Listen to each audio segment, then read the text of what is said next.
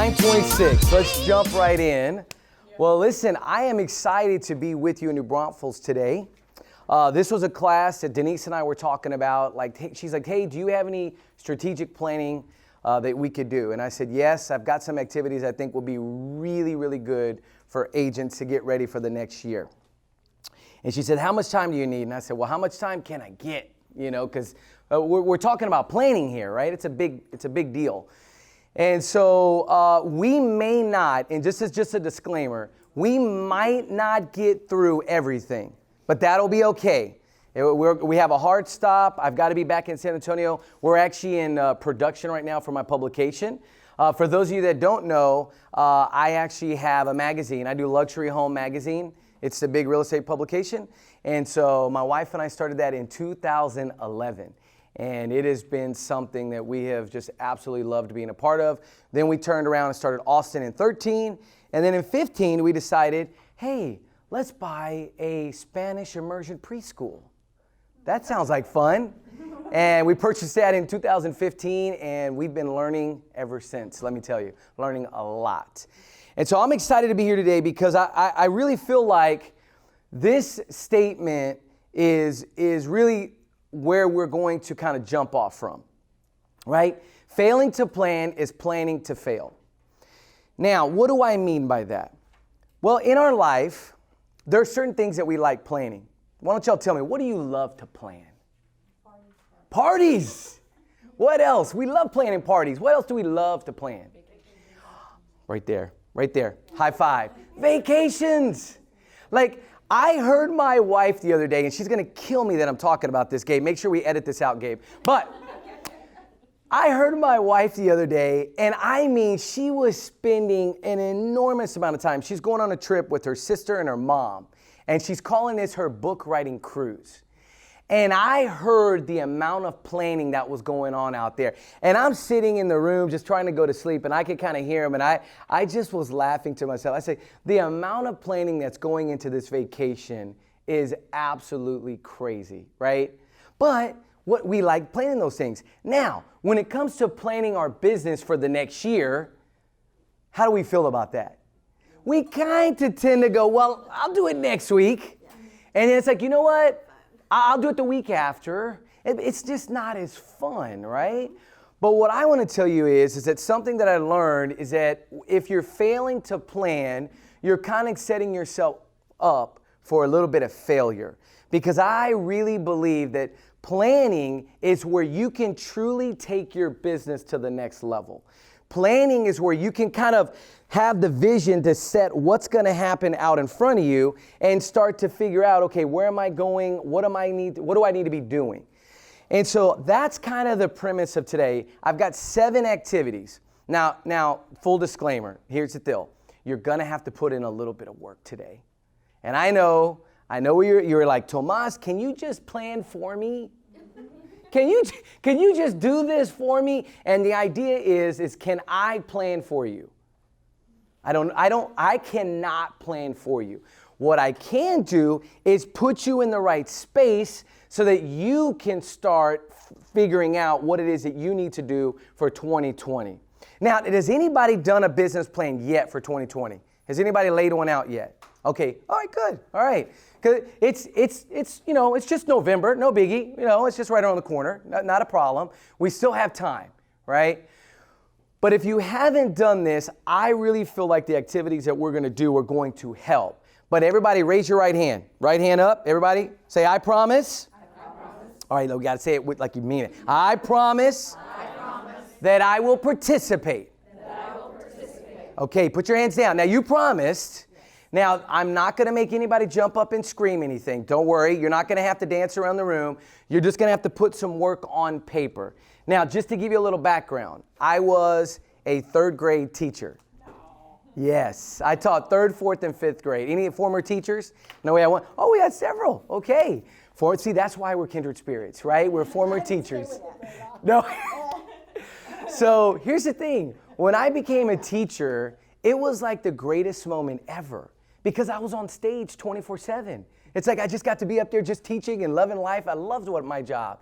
But now that I'm here, I want to help you. It's like if we want to get better, just like when you were teaching, just like when you were a student, you're going to have to do the work to get out of it what you need to get out of it. So you promise that we're going to do the work. So like I'm going to be the teacher. Guess what? I got handouts. So y'all ready? I got handouts. So I'm going to hand these out here and go down the road. Now, I know what you're going to do. You're going to start looking at everything that we're going to do, and you're going to get overwhelmed. Nobody get overwhelmed. This says we're going to work through this together. And for those of you sitting in the back, what I would recommend is that you get to a table, find a spot where you can write, because it will really, really help you if you can write on a table. All right, so now, I need your name on the top right corner, your first and last name, and the date. Make sure you put the date on there. Yeah, 2 more. Bam. All right. Bam. All right. So, as we jump into this, remember you said you promised, right? And I've got a spot right here. If somebody wants to jump into this spot, if you need a place to write, we got a spot and a couple up here. Now, our first activity is called wins and losses. Now, this activity, I'm not going to give you a ton of time, but I really want you to focus on this activity, because one of the things that I've found is that in life, sometimes we tend to only focus on our losses, right? We tend to only focus on the things that went wrong. Now, before you plan your year, what I want to help you with is I want you to think about some of the wins. Because if reflection is so powerful, when people truly step back and reflect on their year and they look at, hey, what went well, what didn't go well, let's look at that, let's write it down, then you can start having ideas for what you want to do for the following year, right? And so this activity is something that you're going to just make a chart and you have it there on your paper. What I want you to do is I'm going to just give you about 3 minutes, wins and losses for 2019. Let's get them on paper. Go.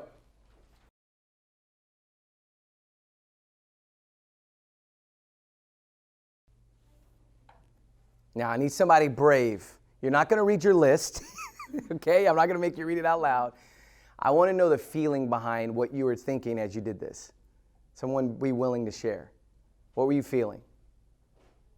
It's easy to remember the losses, and remembering how many wins was very refreshing. Oh, so the wins were refreshing, and sometimes you were like stuck on some of those losses. No. Did you find yourself stuck, or like you could remember them? Everything flowed, but I was happy that there were more wins than losses, but it was easier to write the losses. It was easier to write the losses. Okay, yeah. Anybody else? Feeling? What were you? Did you have something? You're not going to believe. I didn't have anything that I consider a loss. Yeah. I love it. Right? I love that. But now, well, I'm gonna come back to that, because I think there's something to that. I'm gonna come back to it. What were you gonna say? I'm the same way. I don't have anything on losses. It's all wins, because I went through such a traumatic loss that nothing else is in comparison to it. Wow, that's deep. Yeah. That's deep. Anybody else? Yes. I had more wins than I was giving myself credit for. Ooh, did y'all hear that? Say that again. That's big. And I had a stuck mentality, and I thought. That's interesting, isn't it? Some of my losses were my gains, so it was kind of like a win-win. Ooh. Yes. And we'll dive a little deeper into that. So now here's what I want you to do. Everybody, you should have a partner right next to you. I'm just going to give you 30 seconds. Share a win that you're just like, man, I want to share this win with somebody. So share with your partners. You three can all share together, right? You two. Share a win, each of you. Go. 30 seconds. Go.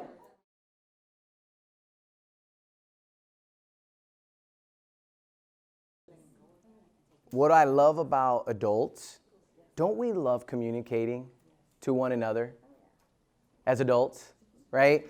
Especially sharing things where we've had big things happen in our life. We love sharing that with one another. Now, sometimes we don't share those big wins because we feel like maybe it's bragging, right? We don't share the big wins with other people. But here's what I want you to do is I want you to right? Do y'all feel that way sometimes, right? Because it's like, or, you know, there's people that do the humble brag. Y'all know the humble brag. It's like, well, I only did 15 million this year, you know. It's like, really? Only 15 million, right? But the reality to that is that, listen, sometimes we just need to share our wins with one another, right? And I call this the cookie jar. This is really important concept. Everybody by your wins, write cookie jar. Cookie jar. Now, I learned this from a gentleman named David Goggins. And most of you may not know who David Goggins is, but if you don't, that's okay. I'm going to give you a little insight to his world. So David Goggins was a kid that grew up. I mean, when you talk about child abuse, it was the most horrific stories that I've ever read in a book about child abuse. Horrific, right? So he grew up thinking that he was nothing, and he ends up going into the military, figuring out a way to get into the military. He couldn't read at all, like at all. So he figures out how to get into the military, goes in, ends up getting out of the military, and one day he's 300 pounds. He's a bug, a pesticide guy, and he realizes that his life is just absolutely just at its worst point. And he goes home and he turns on the TV and he sees Navy SEALs. He sees this thing about Navy SEALs. And this guy loses all the weight he can so that he could get an opportunity to do the Navy SEALs. And he ends up becoming a Navy SEAL. It took him 3 times. He went through Hell Week 3 times. If you don't know what Hell Week is, just so you know, it's called Hell Week for a reason, because it is horrible. It's unbelievable what he had to go through. But he did it 3 times, and medically were the reasons why he ended up having to do it 3 times, medically. But he ends up getting through that. And he gets to a point of his life, he is an ultra athlete. Have you ever heard of Ironmans? Well, he did the Ultraman. That's a double Ironman. Okay? Crazy, right? But he, in his mind, he had this thing where he called it cookie jars. Because he grew up very poor, and his mom would always have cookies in this jar, even though they didn't have money.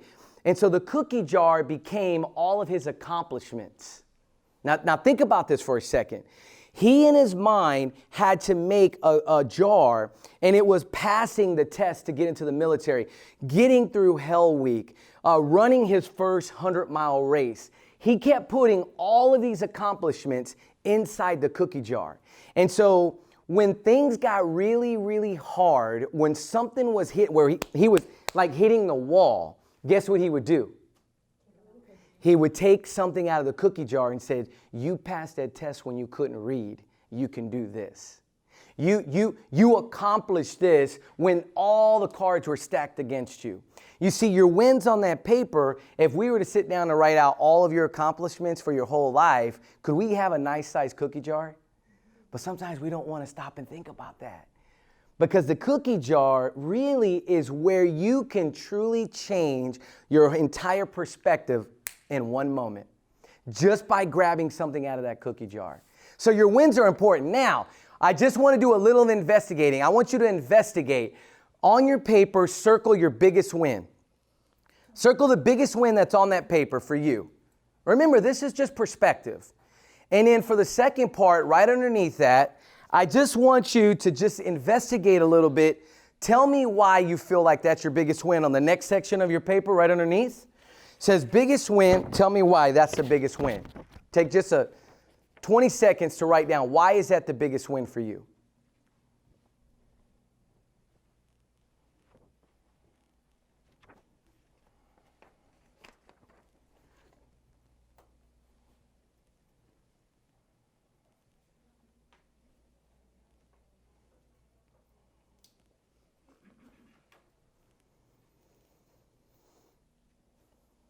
Now, on your losses, I don't want you to circle your biggest loss. That's not the purpose here. But what I want you to do now is think in terms, investigate a little bit. Which one of those did you learn the most from? Does that make sense? Something that happened that you go, woo, I learned from this. Tell me what did you learn from that experience? What did you learn from that loss?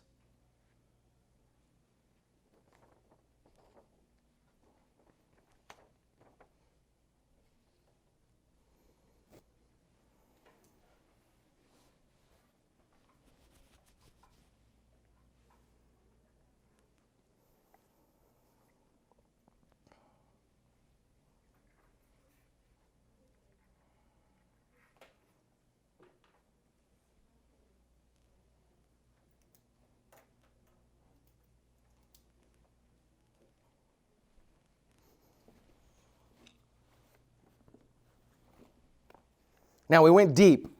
And so I want to share something with you just to kind of, lighten it up just a little bit, because I wanted to go deep there for a reason, because I'm a big journaler. Anybody else a journaler that likes to journal? Okay, so this is my journal. I get these at Target. Everybody always asks me, where do you get this? I buy this at Target. And this is what I do. I have a table of contents. So as I write in my journal, how many times have you written some of your journal and you don't know where it is in the journal? You're like, I know I wrote this down somewhere, right? And you're like, I know I wrote about this, right? Well, this journal has a built-in table of contents, and I literally stack these up in my office so that at any point I could go back to my table of contents and find the exact notes of that either conversation or a thought I was having or something that was going on in my life at that moment. And then I break them down by dates. And so on the spine, I actually will put the dates, March through February or whatever, and I have the dates. Now, what you just did is a journaling activity. You just did a journaling activity. And I bet if I gave you more time, who could write more? Anybody here felt like that? Right? There were people, I was like, I need more time, Tomas. I really learned something from this one, right? But what I want to share with you is that your journal is really about putting your thoughts, but not just, today I went to Taco Bell. My stomach is upset. Not, that's not what I'm talking about, okay? It's not like what you did every day. Your journal is really about what is going on, because here's what I think. 20 years from now, my son, the biggest thing that I want to hand to my son is I have about 30 or 40 of these in my office, okay? From 1999, 2000, every year I was a teacher, I made one of these. Every year I was a teacher. I even had my kids' pictures in it. I saved, how you get the little pictures and with the stickers, I stuck them inside there so I could remember every kid. But here's the thing, 20 years from now, I want to be able to hand that over, well, hopefully not 20, I don't want to die in 20, but let's say it's 45, okay? But however it is, I want to hand it over to my son, and I want him to be able to flip through and see all the thoughts, all the things that I have that were going on in my life as long as I've lived. For the last, I've been doing again since about 22, 23, and I'm 44. And so the reality is that the journaling is so powerful. You just did it. And I talk to a lot of people, they're like, well, I can't do that. I don't know how to do it. It feels weird. Trust me, this is something that you can slowly get yourself into.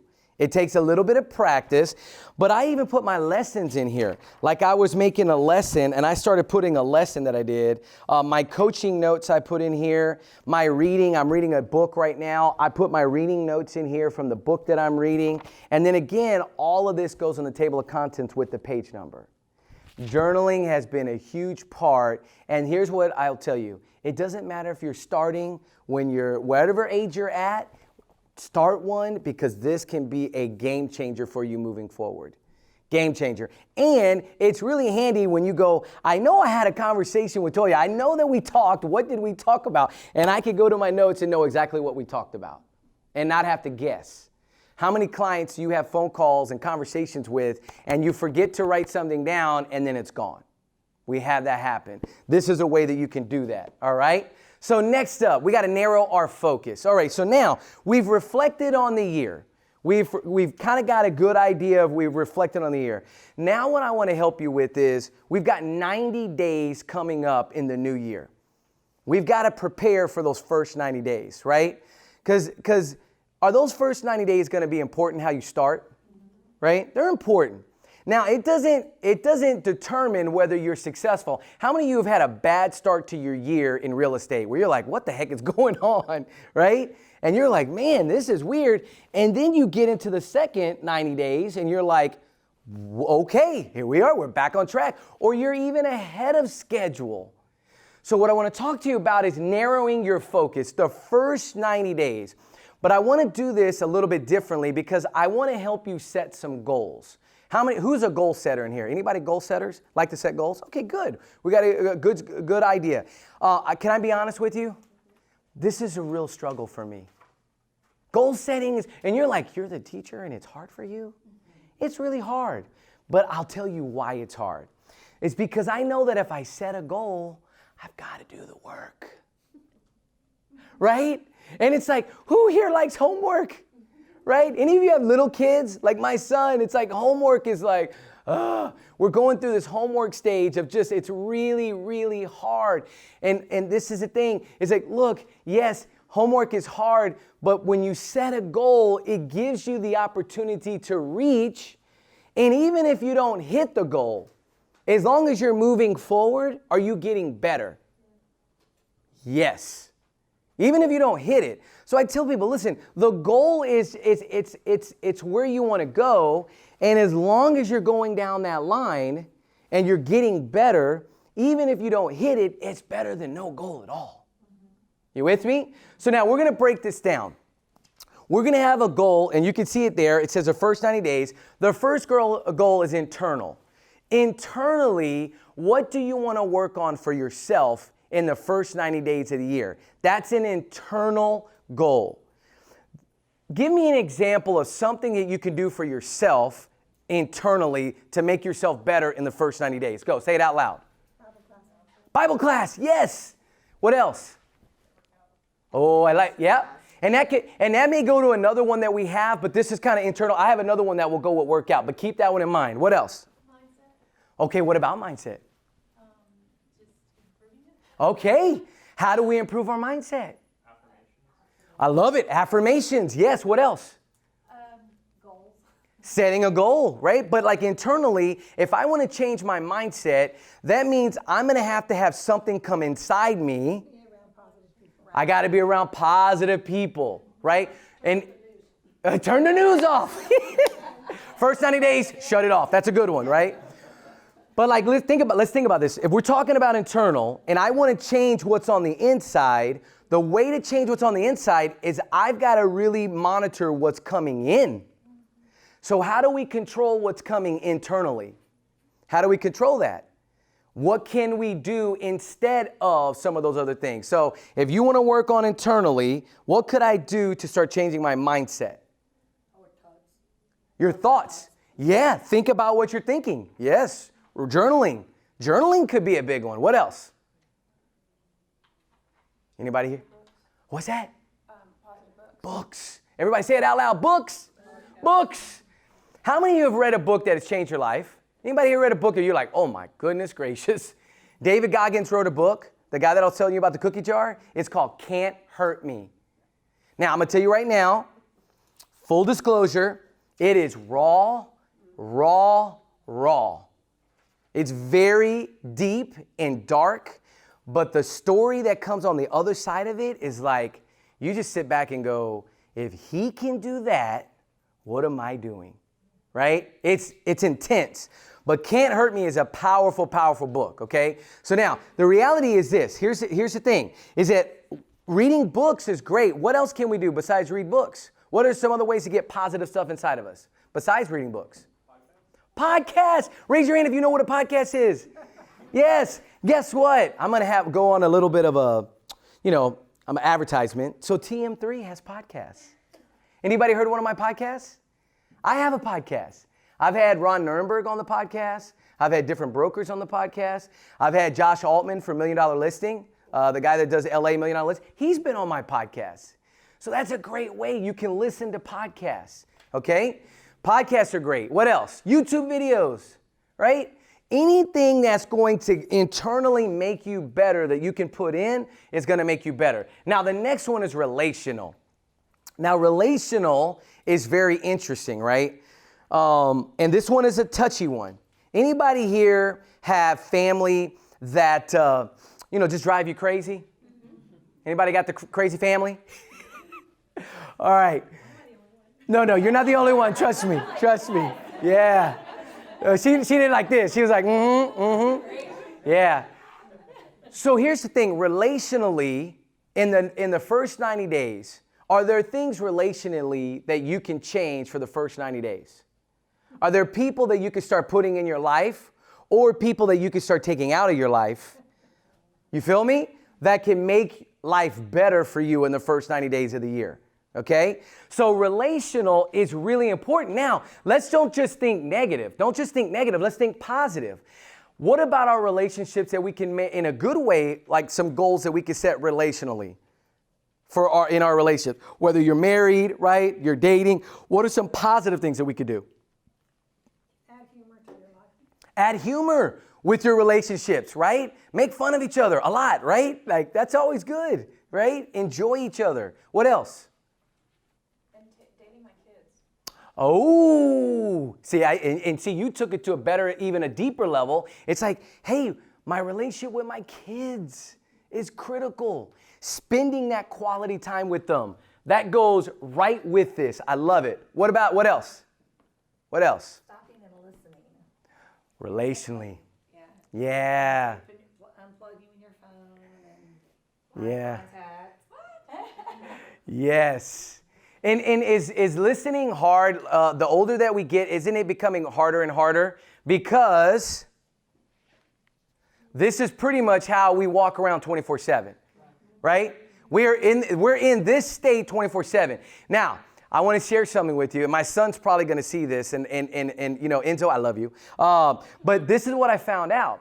The minute that he got a phone, he doesn't have a phone. He basically has an iPod, right? It doesn't have the phone capability other than like FaceTime with his buddies when he's on Wi-Fi. But my son wakes up and he brushes his teeth. He gets dressed. He takes it with him. He makes toast. The other day he was making toast with one hand.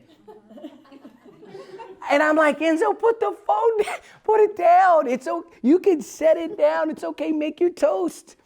And I'm thinking to myself like, oh, Tomas, he's watching you. They're watching us. They see us. But listening is so critical, right? Now, what else in relational? What else in relational can we make a goal towards? Communicating. Communicating with our significant other? Yeah? Our family. Our or families.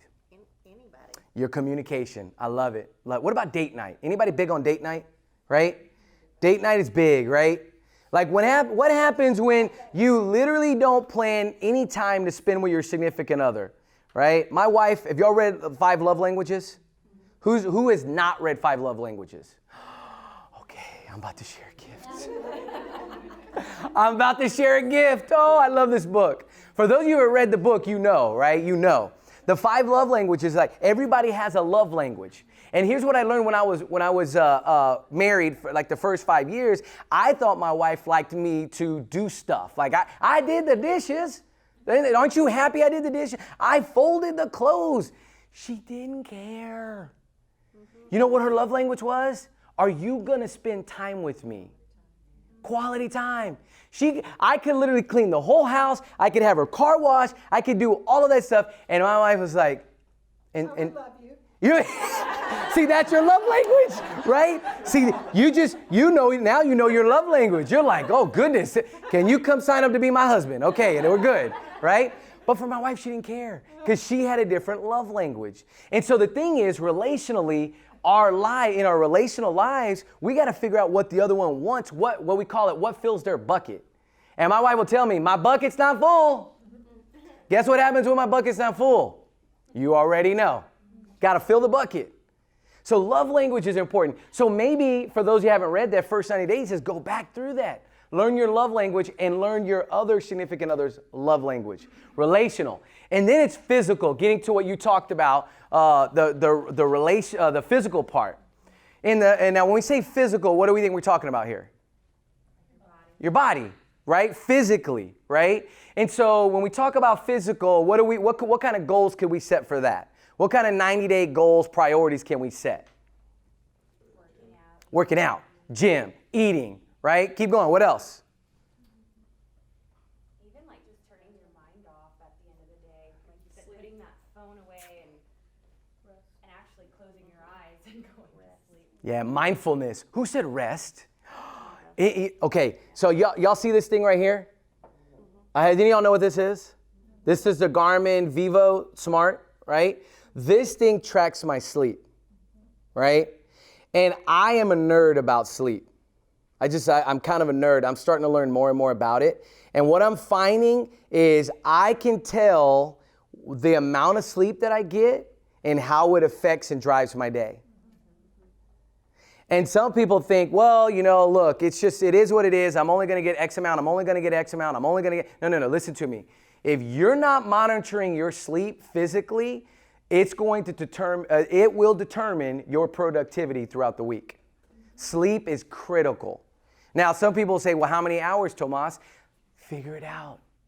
Find something that will track your sleep, that you can figure out, okay, when last night I got almost 9 hours of sleep. Yeah. Right? Anybody, right? You got 9 hours too, right? Now, how does that happen? How do you get 9 hours of sleep? How do right? Your body needs it. But how does that happen? The only way that happens is what? You have to plan, right? You have to make it a priority. These are priorities for 2020. Now, I'll tell you, I like Enzo, Enzo knows that at about 7:45, he's in the bath. At 8 o'clock, we don't see you, buddy. You gone. Like, go. You got to go to get in your bed. We love you. We pray. We do all of that. But at that point, 8 o'clock, it's Christina and our time to unwind and relax. And I've gotten to the point where we'll kind of go to the bedroom and we're sleeping at 9:30. That's the only way that if you want to get 9 hours sleep, you got to be in bed about 9 at night, right? Now, for the longest time, I was more of a night owl, and I wanted to stay up later, and then I was paying the consequences for it in the morning. But sleep, first 90 days, I highly recommend physically thinking about your sleep and finding ways to track it. Number 4, professional, right? And this is the one that we get stuck on. This is the one that a majority of all of our goals kind of like permeate around. Now, when I say professional priorities, what am I talking about here? Production, listings, the number of people that I want to meet, right? The number of people that I want to talk to in a week, activities. It's all around professionally how you want to be in your life.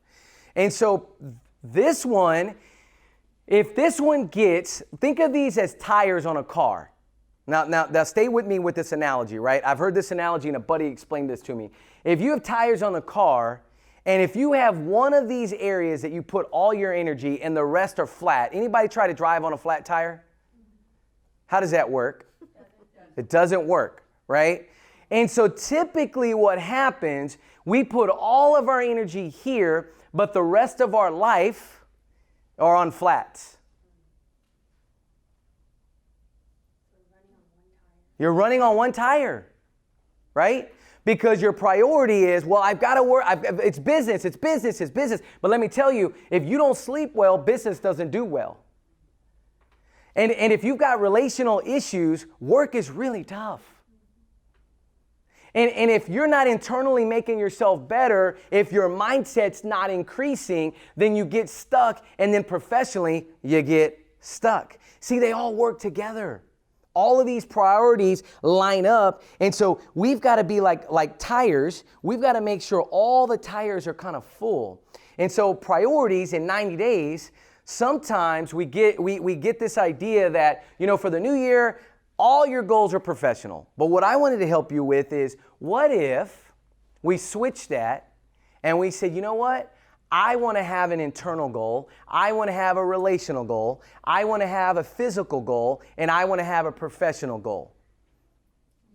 And we started lining our life up and aligning it that way.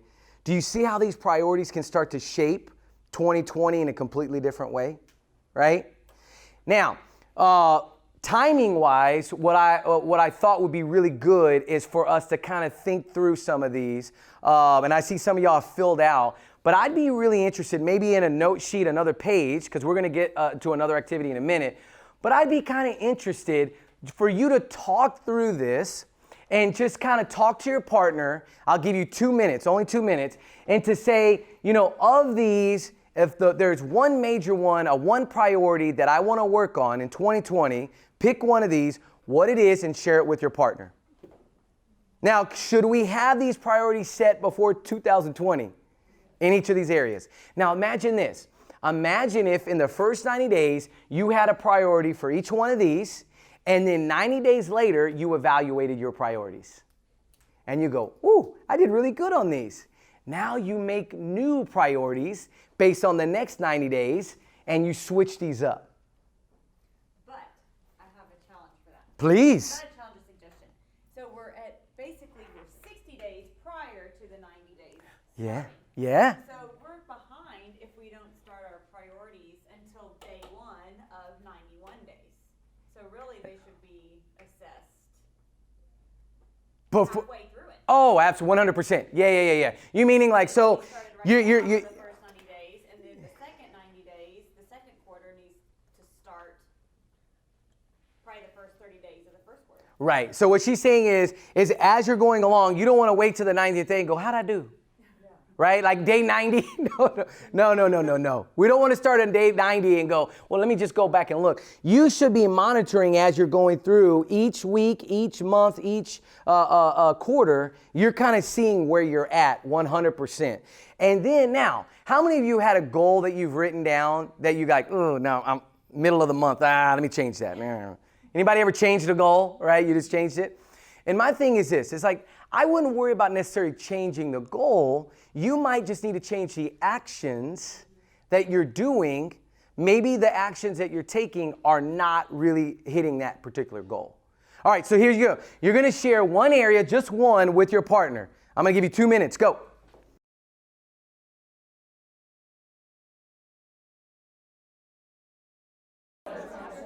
Okay, go ahead and wrap it up. So now that you've had a chance to share this, I'm curious. See, this is good. This is what's great about teaching adults. Like, they love conversation. I love this. Thank you. No, I love this. In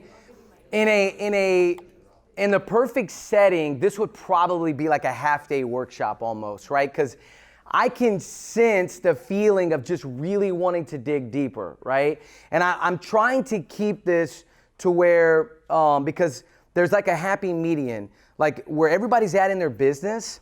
Some people are ready to go super, super deep and really dig in. And some people may be like, I've never done this before and I'm just not sure. I don't know how to really dive into this and get deeper.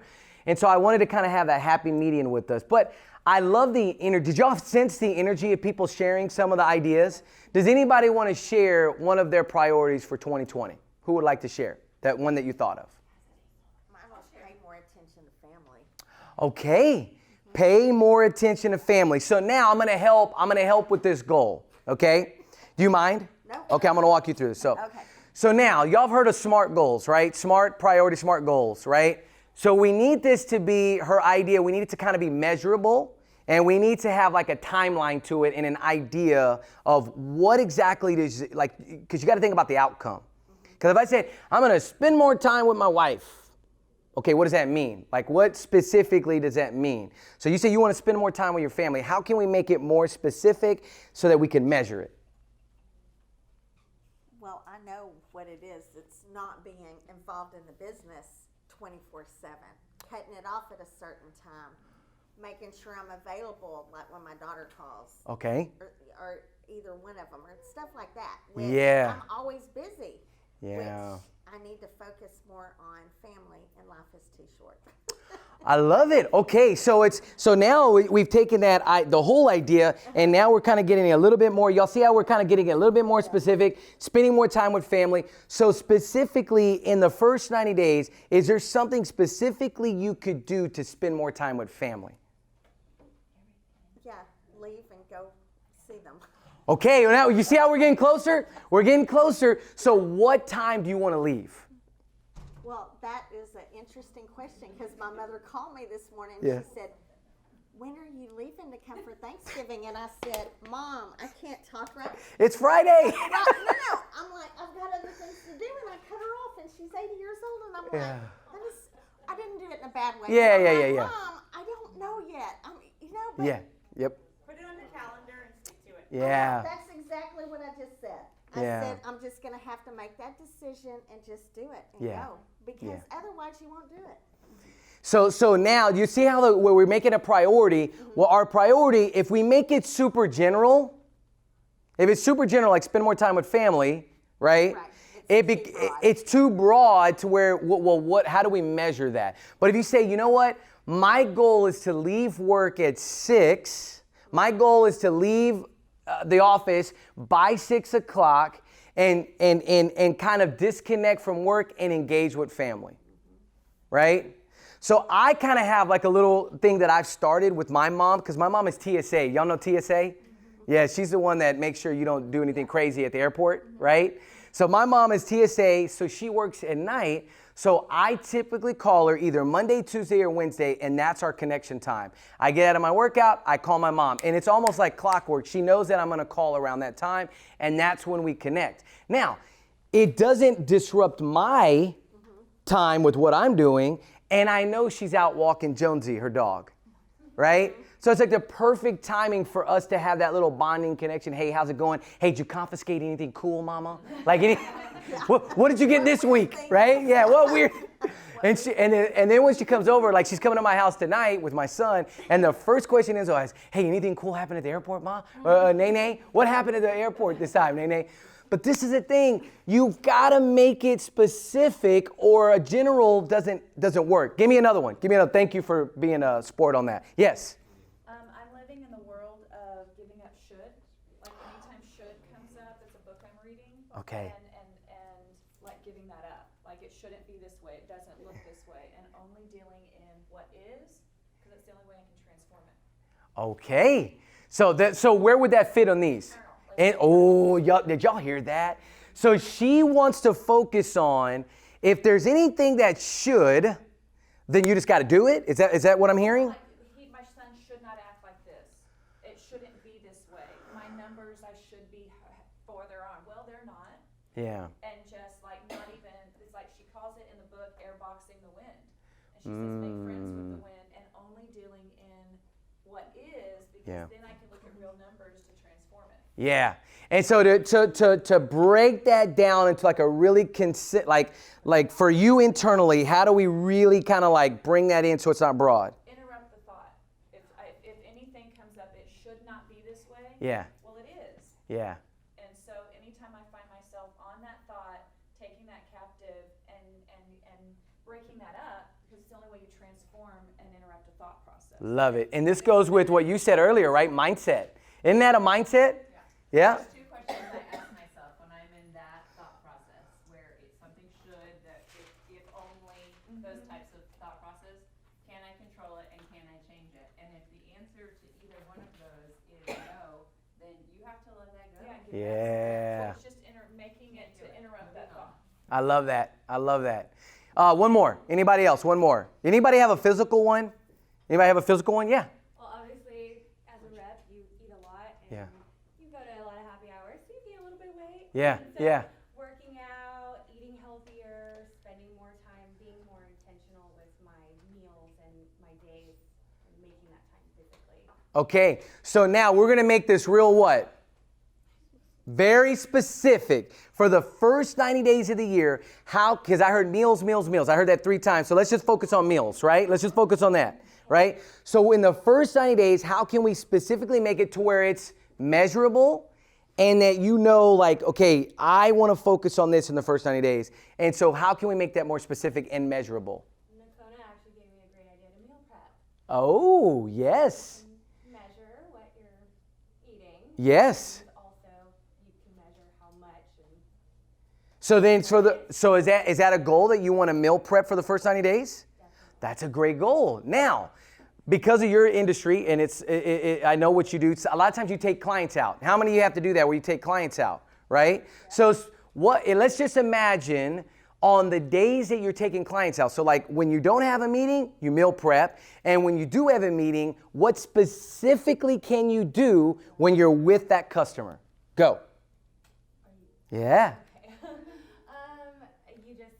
You think about what you're prepping for yourself Okay. at home and try to equate that to whatever's on the menu. Boom. You hear that? So it's like, okay, I know what I would eat at home is that if I'm going to go to a restaurant and I'm going to try to eat something specifically that I would try to create at home. And because what do we know about salads at restaurants? They're full of everything. They're full of everything bad, right? I've seen some salads that are like 1,300 calories for a salad.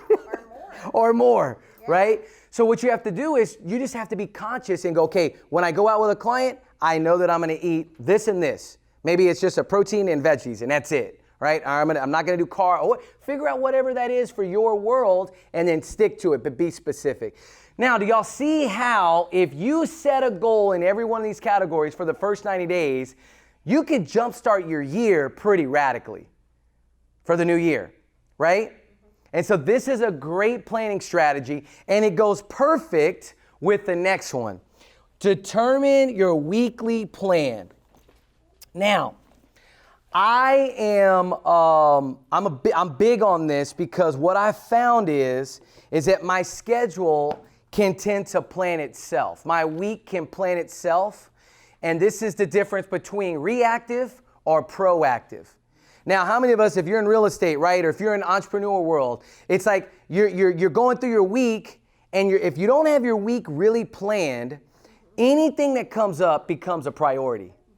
Right? It doesn't matter. Anything comes up. Priority, priority, priority. And the reality is that every phone call is not a priority.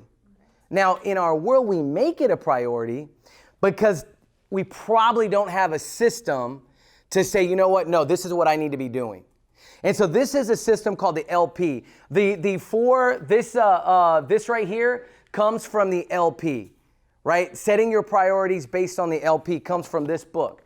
Now, what I want to teach you is a way that you could, in 20 or 30 minutes, plan your entire week on Sunday. I want you to think about this for a second. What if you had the ability to plan the week before it started? What if you could lay out your entire calendar for the week before it started? Right? How would that feel walking into Monday? Monday feels very different walking into Monday with a plan and walking into Monday without a plan. I relate it to teaching, your lesson plans. Anybody remember lesson plans when you were a teacher? Right? So when I would fill out my lesson plans, I got really detailed. I had everything mapped out. When I walked into Monday, it was like fire. Like I was hitting on all cylinders. Why? I had a plan. Now, for most agents, it's hard because we walk into Monday, it's like, okay, now what do I need to do? If you walk into now what do I need to do, guess what? Every email, every phone call, every interruption is going to plan your day. And you cannot live by the wishes of other people, right? We cannot live that way. So what I want to teach you is this. It's possible with reverse planning. I want to teach you this. So write this down at the very top of the back of your paper. I want to teach you learn to brain dump and time block. At the very top, learn to brain dump and time block. You're going to learn to brain dump and time block. So this activity is really interesting because you're going to need your calendar. Open up your calendar on your app. Everybody go to your phone or your paper calendar, what you have, and I want you to turn to next week, okay? Go to next week. And open up the week for next week.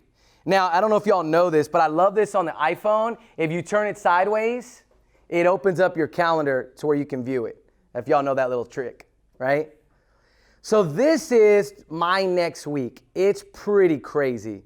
We got a lot of stuff going on. I don't know, do y'all know who Brene Brown is? Dare to Lead? She's coming to San Antonio. I'm going to get to hear her speak in San Antonio. Now, here's what I want you to do. This is how a brain dump works.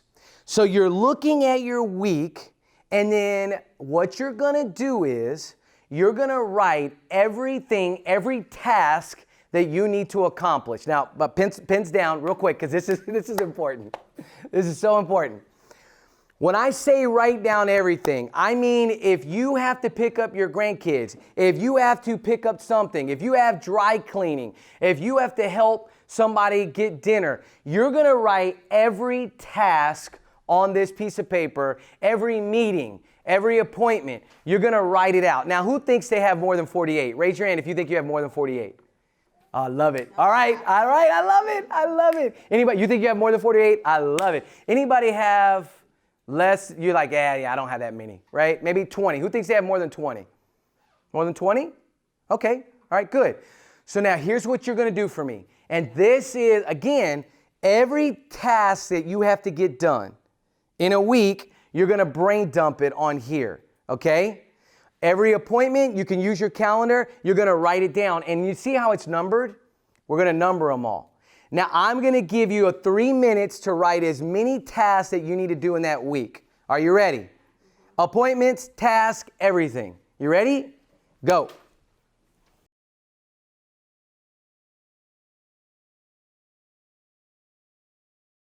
Stop right there. How many of you can keep going? Raise your hand if you can keep going. Okay, good. Good. And how long did that take for you to kind of just sit through and think of your week? How long did that take? We did that for 3 minutes, right? We did that for 3 minutes, okay? Now, what I want to show you is the actual planner, what it looks like. So if you look right here, this is the brain dump that I did for this week, right? These are all the activities that I needed to get done for that week. This was the brain dump. This was a pretty busy week, right? And so the idea with this is all of these tasks are some things that some of them are like vital. Like if you don't get it done, you're like this, it's bad. Like if you don't get some of these things done, right? And then some of them are like, if I don't get it done, is it the end of the world? Are there some things on your list that if you didn't get it done, it's not the end of the world, right? But the idea is to get it all on paper, on purpose.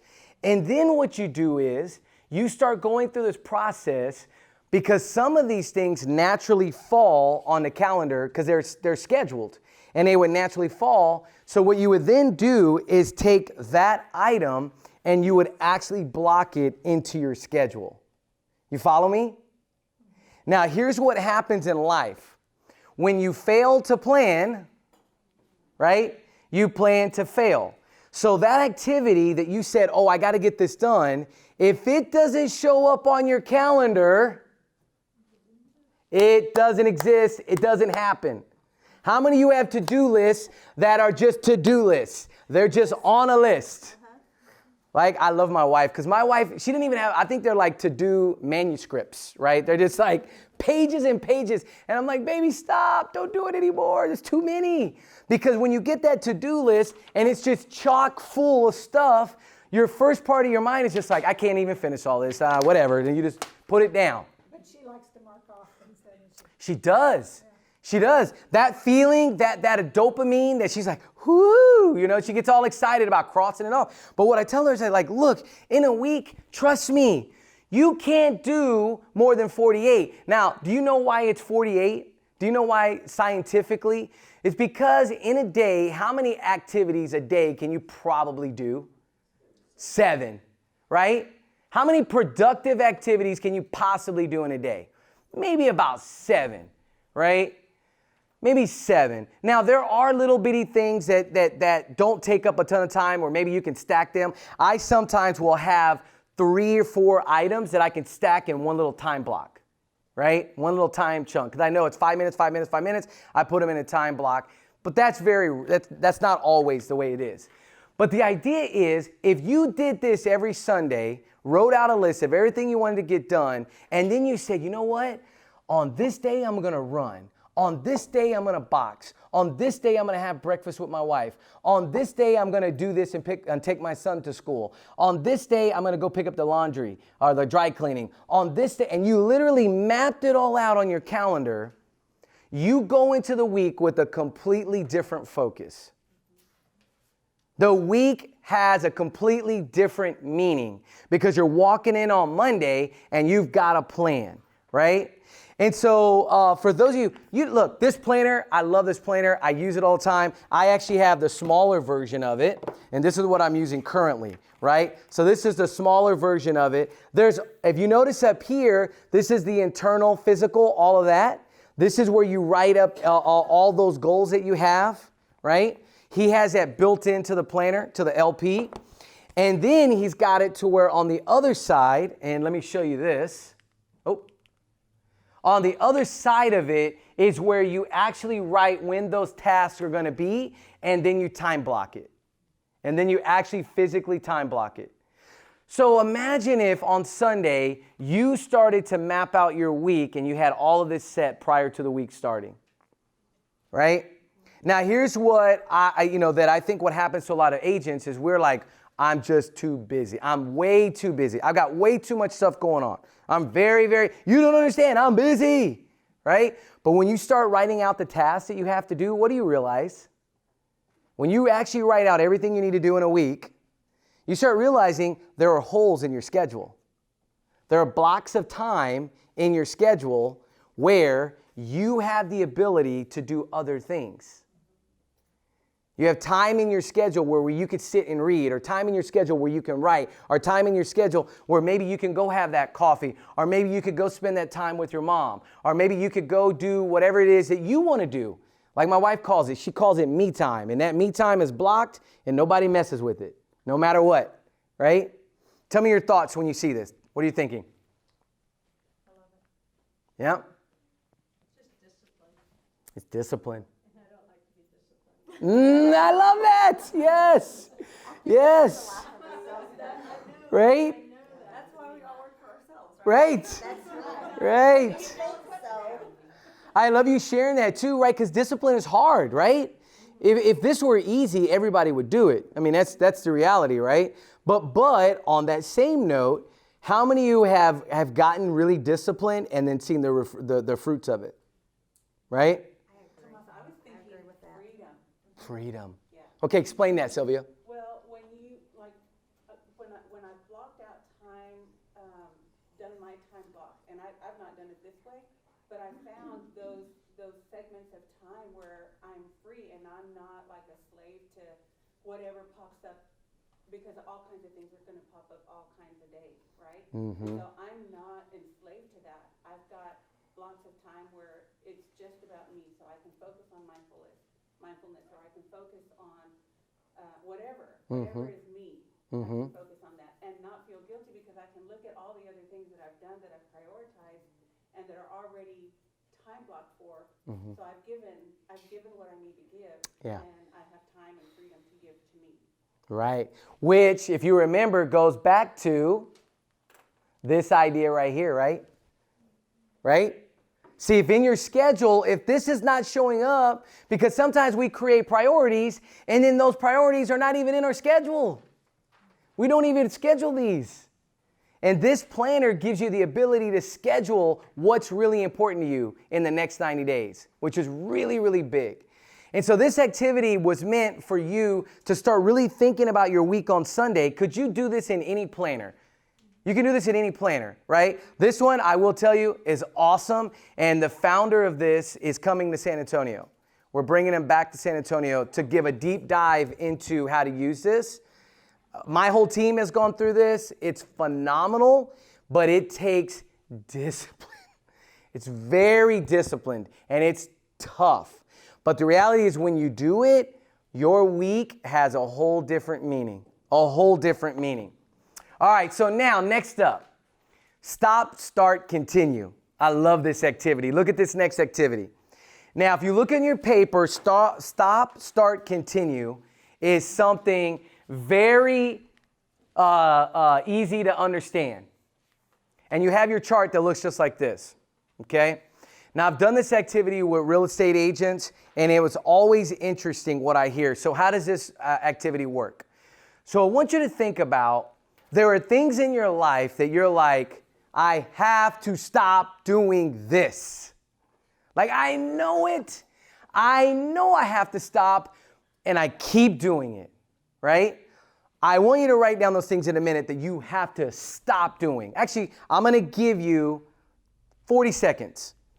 Tell me what you need to stop doing right now. Go.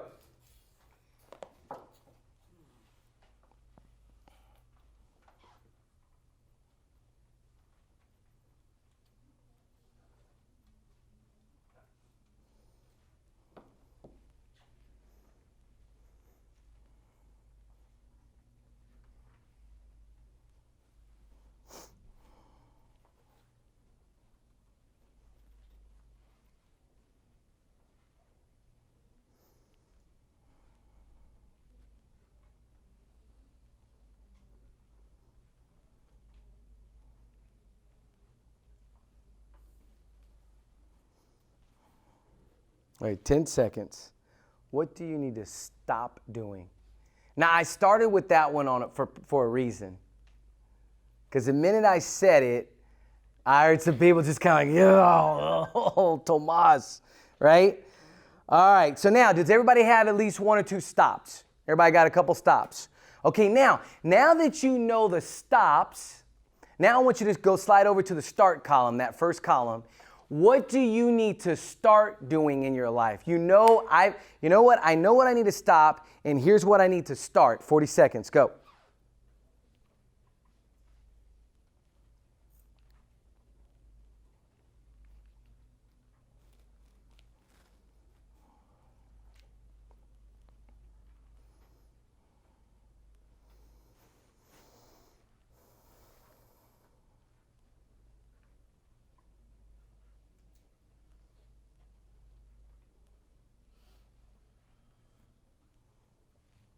Okay, 10 seconds.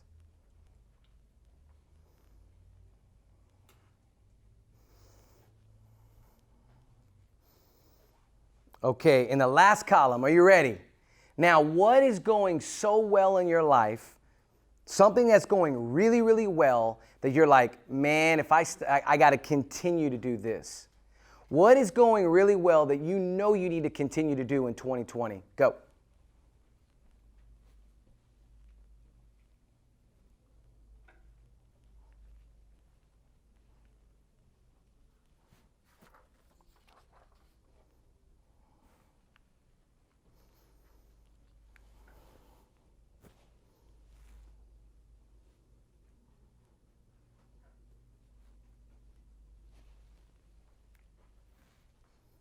Okay, 20 seconds. What do you need to continue to do in 2020 that's working right now?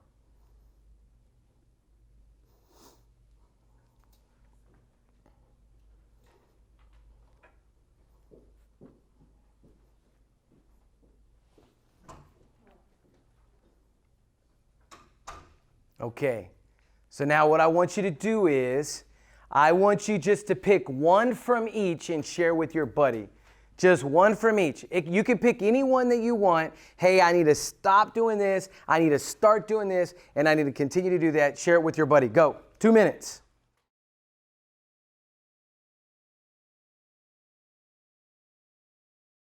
All right. So, I had, for those of you just wrapping that up, I did this exercise with a group of realtors. And I had someone walk up to me afterwards. And I didn't give people the opportunity to share. And he walked up to me and he shared something. He said, I need to share this with somebody. And I was like, uh-oh. Right? And he shared what he needed to stop doing. And it was pretty intense and it was pretty personal. And I remember sitting and thinking in that moment, right? This was probably the first time that he had that opportunity, number one, to share it. And the second thing, to even think about the thought of what he needed to stop doing, right? And I share that with you because you all have teams. You have people that you manage, people that you that look up to you. And these are activities. Could we do this with our team? Could we do this with our families? Can you imagine doing this with your kids and saying, hey, what do you think are some things we need to stop doing in our house? What should we stop doing? What are some things that you love? What are the traditions that you want to continue? And what's something that you want to start doing as a family? And that conversation that can evolve from that, right? And so I share that with you to say is that sometimes giving people the space to really kind of be kind of open and real is really, really powerful. Because did you hear the conversation that was going on in the room? I mean, it's very vibrant. It was like, yeah. So anybody tell me something that you want to start in 2020. Go. What do you want to start? Just one person. What do you want to start? Please. Our business takes so much of our time, and then the necessities that you have to do over and above your work leaves, I think, for me, little time to have friends, and friends take time. I have acquaintances, tons of acquaintances, but no from here friends. Yeah. None. But, I just, and as I get older, time's going to come when I really am going to have time for them, and I can't just one day, I'm retired, okay, now we're going to be best friends, okay? Yes. So taking time to I love that, Toya. keep friends. I love that. That's awesome. That's awesome. And yeah, and the thing about it, Toya, it's not easy, right? But here's the beautiful thing about this conversation. With a little bit of intentionality on our part, we can be intentional to find the friends and the people that we want to be around, right? And sometimes giving each other the space, we can find those things that really are meaningful. And so I really appreciate you sharing that, because you're not the only one that feels that way. You're not. This is a very busy business, right? Very busy business. So thank you. So stop. Who says, oh gosh, Tomas, I got to share my stop. I got to stop doing this. Tell me, stop. I have to stop Please. texting and driving. Say again? I have to stop texting and Oh, driving. yes. Did y'all hear that? Sylvia, thank you. I wrote it down and I said it out loud. No. Hey, listen. I appreciate you saying that. Again, we're busy people, but we've got the most distracted driving ever in the history of the world. Yes. We got to do that. My partner asked me, how are you going to do that? I said, I'm going to put my phone in the trunk. Radical. I love it. Let me tell you how I stopped. But it's just don't come up on Bluetooth and people call. Yeah. But I won't text. Yeah, you won't text. Please share. I got a ticket. Did you? I'm done. Yeah. That nipped it in the bud. Right. That'll definitely scare you straight, right? I've had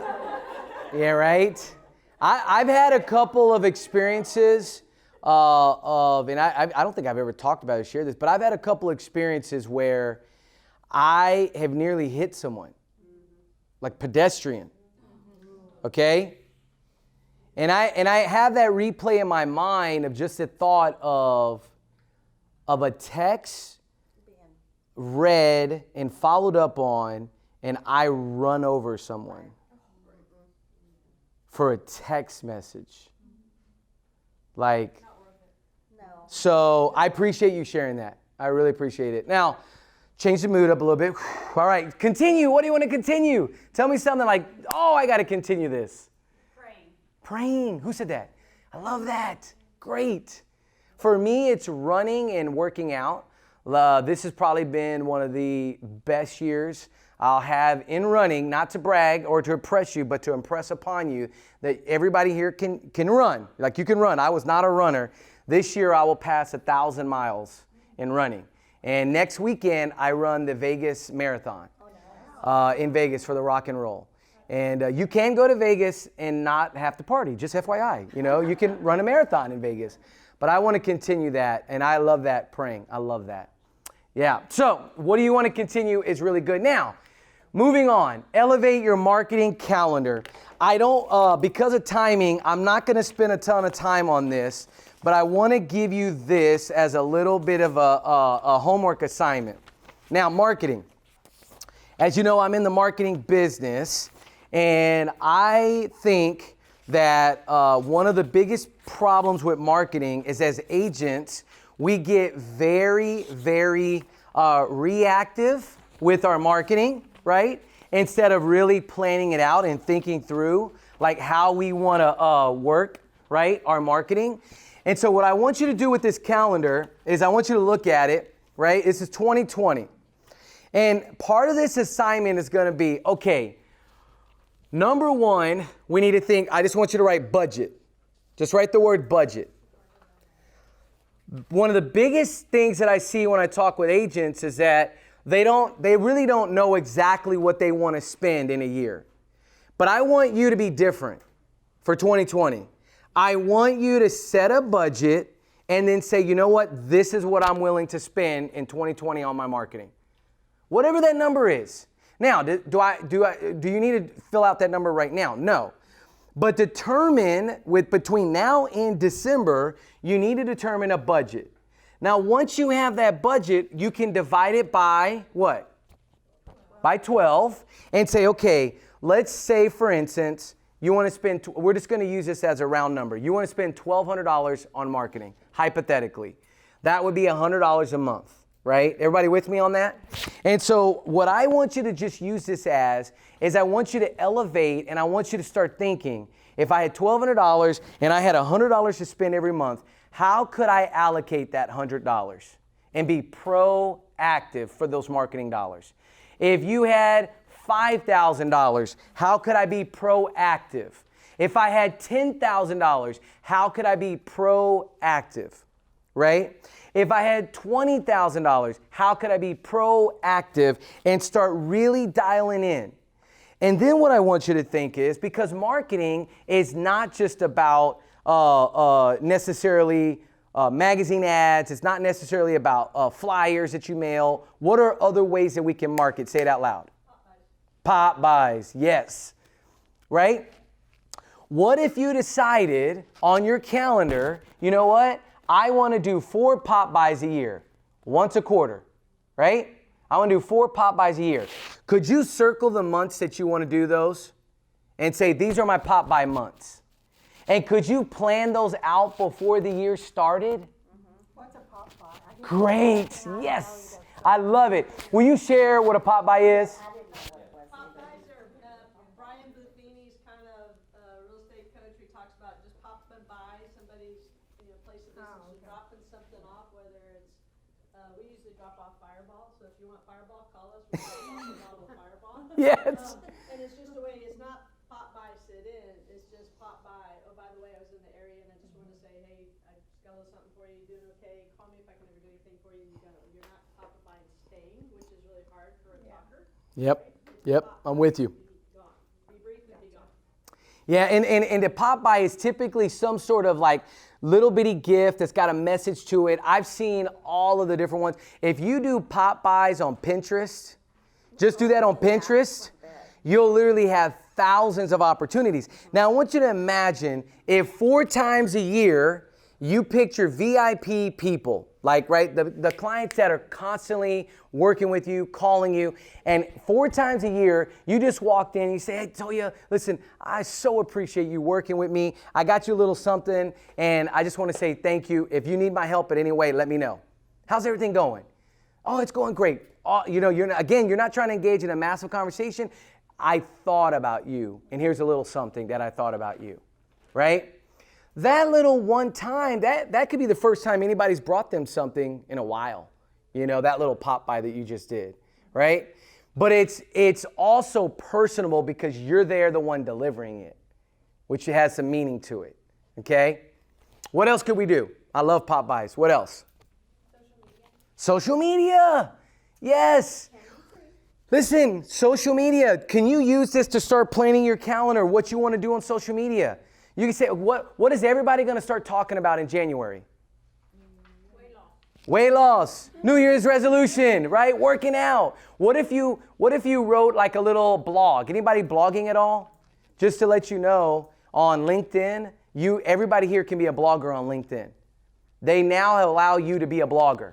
You can write an article in January about your maybe some goal setting ideas and some ideas that you just had, maybe something you learned here today.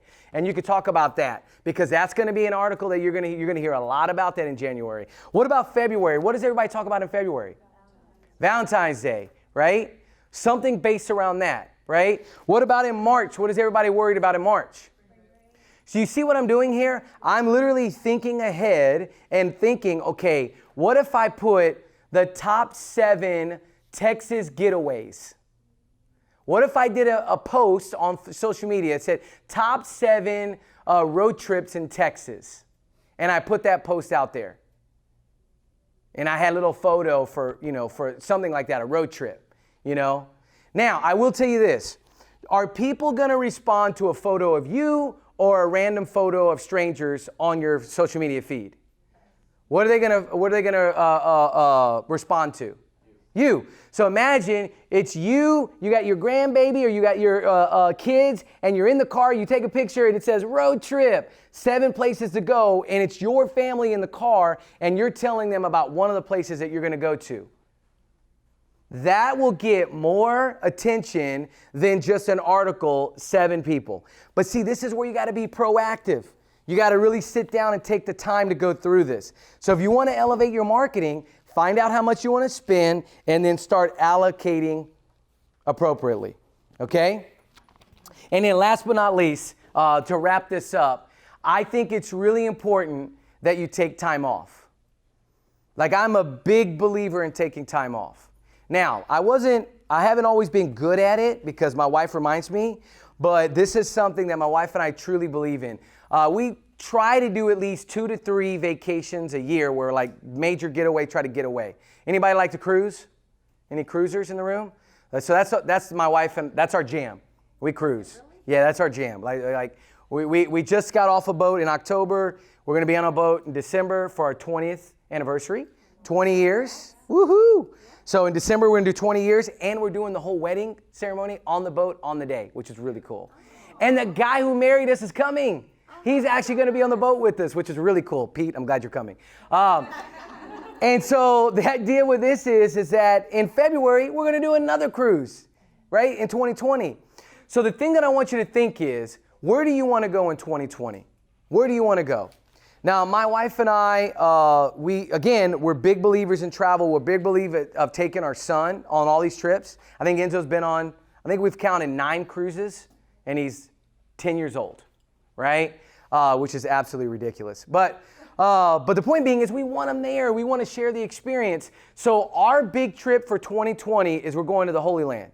So we're taking my son and my wife, and we're going to go to the Holy Land with CBC, y'all know Community Bible Church in San Antonio. They have a huge thing where Pastor Ed is going to go to each spot and talk about all the different places in the Holy Land, right? Which it's like, what 10-year-old gets to go to the Holy Land, right? What opportunity is that for my son and the memories that we're going to create? And so what I want to do for you is that this is the thing. Like this conversation, I want it to be positive. Because sometimes, my wife warned me. She's like, well, there may not be people in the room that think of travel the way we think of travel. But I was like, you know what? But I want to inspire people to think that, listen, all this hard work that we do, we got to figure out how to enjoy ourselves, right? We're working really, really hard. So why not plan a year in advance something that we could do with our family so we have something to look forward to, right? Like we have this trip, and this December trip, we actually planned last year in December, our renewal of our wedding. We actually planned it last December, and we've had people buying and being invited to it all year long to come party with us on Carnival in December out of Galveston. They got a couple rooms still open if y'all want to join us, But the thing is that you got to be intentional, right? So think about it. Where do you want to go, right? If you could say, you know what, dream trip, where would I want to go? And maybe here's the thing. Maybe it's not 2020, but maybe it's 2021. Maybe it's 2022, whatever that is. But here's the thing, be intentional. I'm going to give you, we don't have very much time. I'm going to give you 30 seconds. Write it down. If you could plan ahead, what would you do? Go and see. Write it down on the bottom of your notes there. There's dream big, think big. Where would you want to go? The very bottom of your notes. 30 seconds.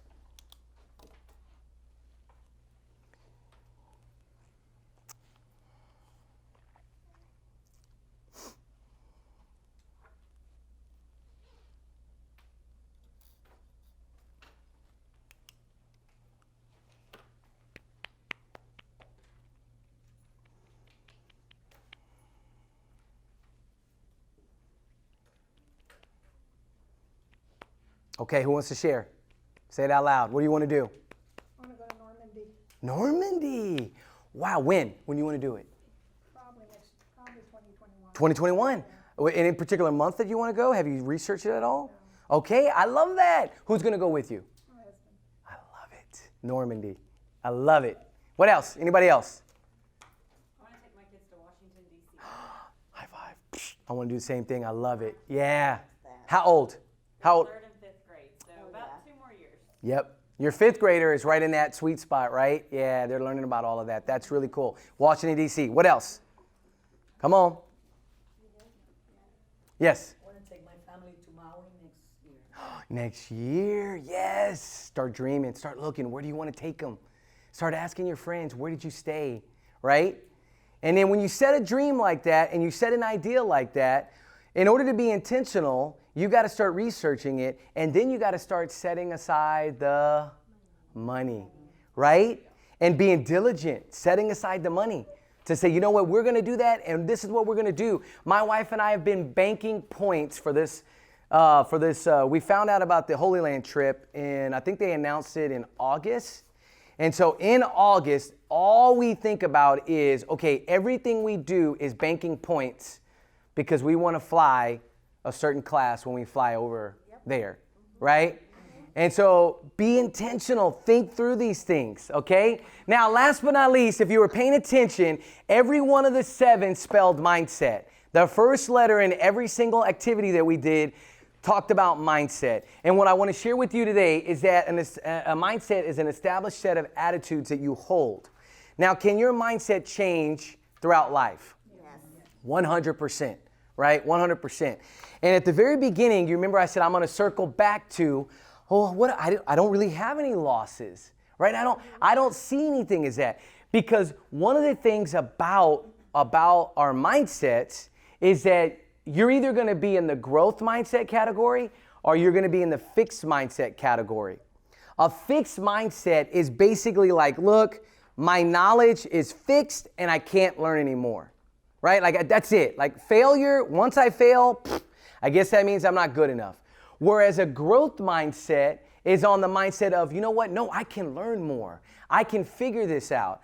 You know what? I need to stay in the process a little bit longer. And so for some, their brain doesn't necessarily look at everything as a loss. Their brain almost takes losses and makes them into wins. Why? Mindset. Positivity. It's the idea of the pessimist and the optimist, right? You know, the pessimist is just good. They just see everything as it's just terrible. I'm sure some of you have them in your family, right? Nothing's good, right? Nothing is good. Well, the reality is from an optimistic, from a growth mindset, is that, look, I can learn. I can figure this out. I can grow if I'm willing to stay in the process long enough. And so what I want to share with you is every Monday, I do Mindset Monday. Has anybody seen any of my videos? I do Mindset Monday every single Monday. And it's basically a way where I share a new mindset thought.